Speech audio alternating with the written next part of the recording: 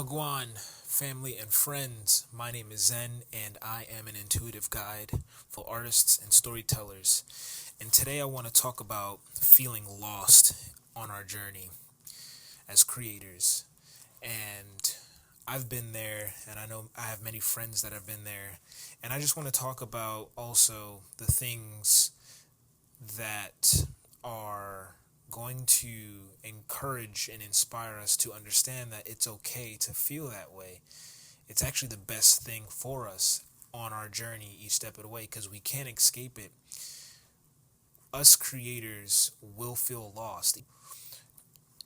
Even the greatest creators that we know today, anybody that's thriving on a tier 1 level are going through it. They're not showcasing it the way beginners would. Now, like I said, I've gone through it. In my life, I've made plenty of choices that didn't align to what it is that I probably have expressed what I wanted to do. There are times when I wanted to be an animator. I wanted to make and produce music. I wanted to illustrate comics. I wanted to write. I wanted to paint. Like, I could go on, and within those departments of creation, I wanted to do things that also just were all over the place. I wanted to write a book, then I wanted to write a comic book, and then when I wanted to write a comic book, I didn't know if it should have been a book or, just going back and forth all the time, creating this resistance and doing my best to not make a decision because I was afraid and I had no idea what the outcome would look like. So I want to talk about a few reasons as to why, if you're feeling lost, that's the perfect place for you to be right now, if that's what you're going through. If you're not going through it right now, when you do go through it, hopefully you can come back to this video and refresh yourself, encourage yourself, and inspire yourself to be more aware and comfortable with what is going on. So, the first thing that I want to share with you as to why being lost is the perfect place for you, and it's okay to feel this way, is because we are given in this space of being lost the opportunity to experience contrast. Contrast is very important in our lives. With knowing what it is that we want and don't want, we get a better understanding of ourselves. Now, the forks in the roads that we come across are often, as I said before, what it does, it presents a sense of mystery, this field of unknown. We don't know what's going to occur later on, so we struggle to make a choice. And that may focus on certain areas of our lives or certain areas of our being that need to become stronger so that we can make those little leaps forward. However, let's just understand first that to make a choice, we have to realize that the power in choosing reflects back to us more of a knowing of what we want in that time and frame. And knowing what we want is okay. And the reason why I say that is because we are so hard on ourselves for making what it feels like is the wrong decision because things don't turn out to be what you imagined to be. I have learned through my teacher states that you want to follow your excitement and your joy without expectations, and I understand this is one of the reasons why. You don't want to have such a built-in expectation because of how defeating the human nature becomes on a psychological level when we don't meet those imaginary expectations. Now, we can set certain goals and we can set a structure in our lives that allows us to hit checkpoints, but we have to be mindful of how we do that. Instead, when it comes to these expectations, What's in front of us will stand a choice. When we choose between red and blue, we first have to understand as creators that one, two of those options might both excite us, and if not, one will. And if the one excites us and we still hold some kind of fear behind making a choice, we have to allow ourselves to understand that through lowering expectations, we then can treat our choices as samples. When you go to a farmer's market or some kind of event, do you know how exciting it is to be able to dabble in sampling? It's free. It's a short window of commitment. You get a quick opportunity to say, yeah, I like it or I dislike it. I want to try that or I don't. It's the leading into the commitment. It's what happens prior before committing. That same sensation that you feel when you sample a product, sample a piece of food, when you go through a sampling phase, you allow yourselves to release stress, that you allow yourself to release the opportunity.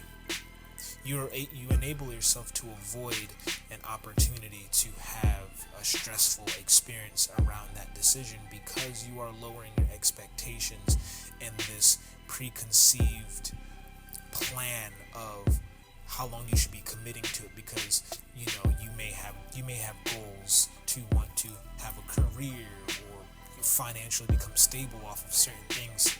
But before we get into acquiring those things, we have to make sure that we are okay as creators inside of ourselves and our spirit and within our well-being. When you make a decision, tell yourself that you're going to be sampling it. I want to sample animation. I want to sample becoming a copy editor.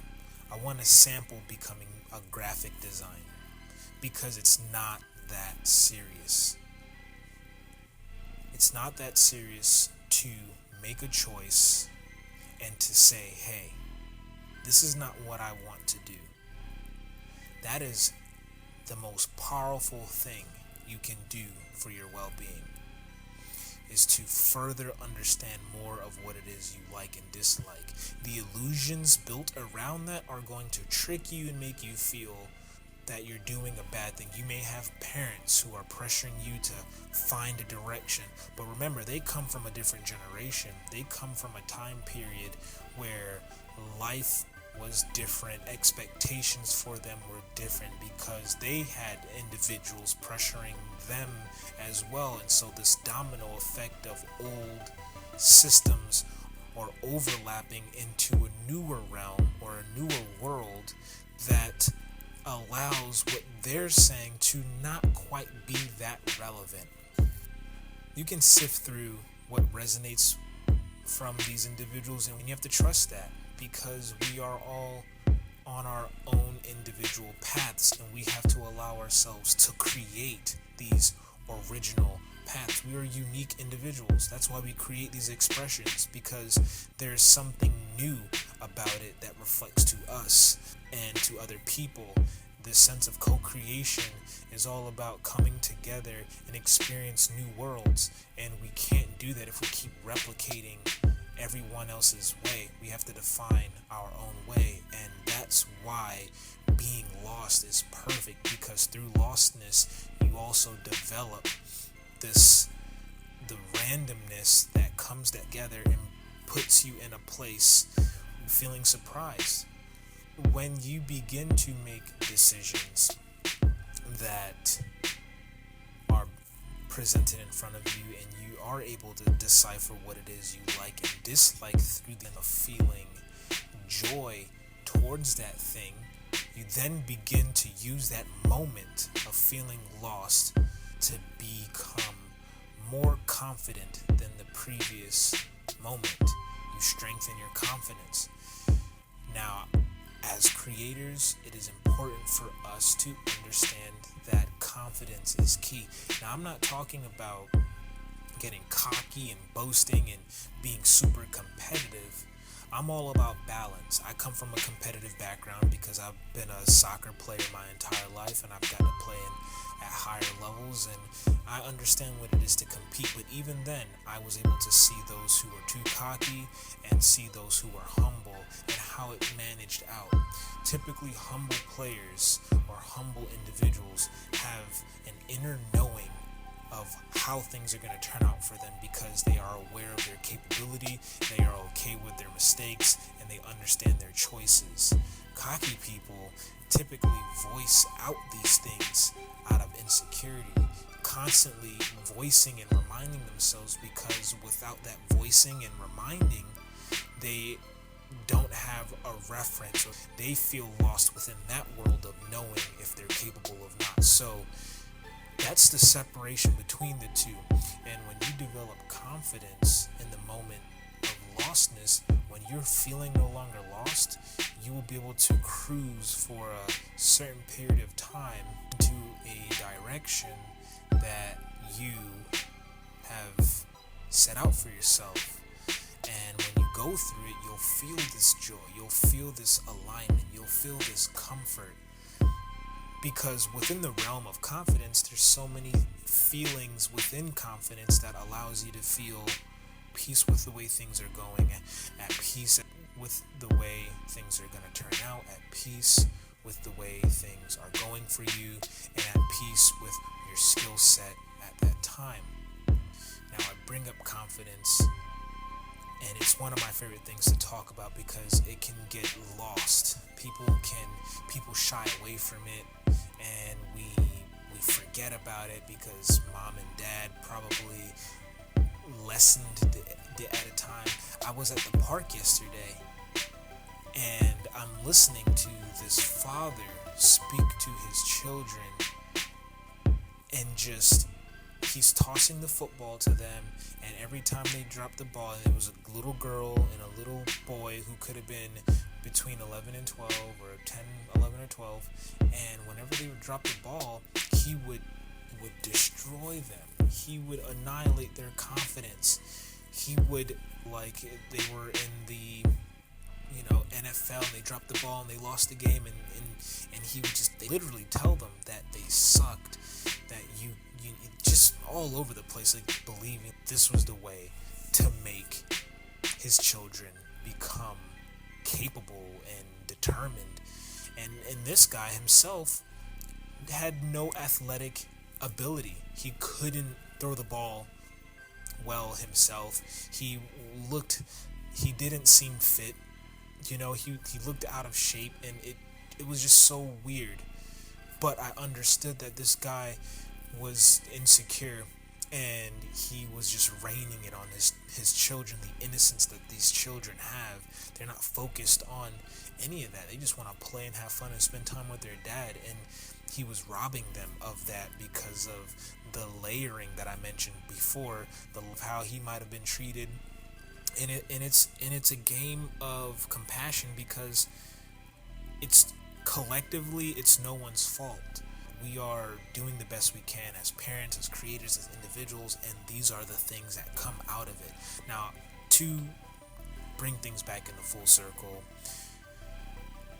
when we're lost in these moments as creators on our journey, we're provided an opportunity to develop confidence, because every time we make a choice, we are more knowing of what it is that best represents us and what doesn't. These things stick with us. We become more finite in our choices in the future and begin to say, hey, I prefer this, I don't prefer that. We'll also become confident in saying, hey, I changed my mind because I'm growing. And that is a sense of relief. But first, like I said, you have to be okay with knowing that you are lost. You have to look around and say, hey, I'm not comfortable right now because I don't know where I'm going. So let me find a sense of comfort through where I'm at right now so that I can make the best choice for me. And I wouldn't make a choice until you find that comfort and that sense of joy and that sense of peace with what's in front of you. When you locate that, then you start making a choice, and through that choice, you start to feel, oh, okay, I'm on to something. I got something. Because you know that feeling. When you make a choice of where you want to be or where you want to go, even if it's saying, hey, I want to use pencil today versus pen, or I want to use pencil and then ink it, or I want to work on this short story versus working on my novel. When you make micro decisions versus larger decisions, they too can boost your confidence. And just like small projects that allow us to start and complete something versus longer projects that have to be done over a course of months and years, having a sense of accomplishment builds self-encouragement. It helps us become more confident as well, because we get a chance to feel the sensation of what it feels like to complete something. And so this also leads me to self-awareness. When you make a choice in a state of lostness, you sit back, develop a sense of peace with where you are and what's in front of you. Decipher and know what your choices are, and decide how you feel about each of those choices, and the one that feels the most comfortable, the one that reminds you of your inner child and your most joy, even if it seems ridiculous, take that direction. Because any other direction is going to be completely inspired by your parents, by anybody that is telling you to do anything else. That's what it's going to be inspired by. I like to use parents as a reference because that's who we were raised by, and that's where a lot of our thoughts come from. When you make a choice, you become confident. No matter how big or little the choice is, you create a sensation of knowingness, and when you know more of yourself, you're more confident. That's the journey overall as creators. We want to know ourselves. We want to know what makes us happy. We want to know what makes us sad. We want to know when's the best time to write, when's the best time to draw. We want to know what our work is going to look like when it's done.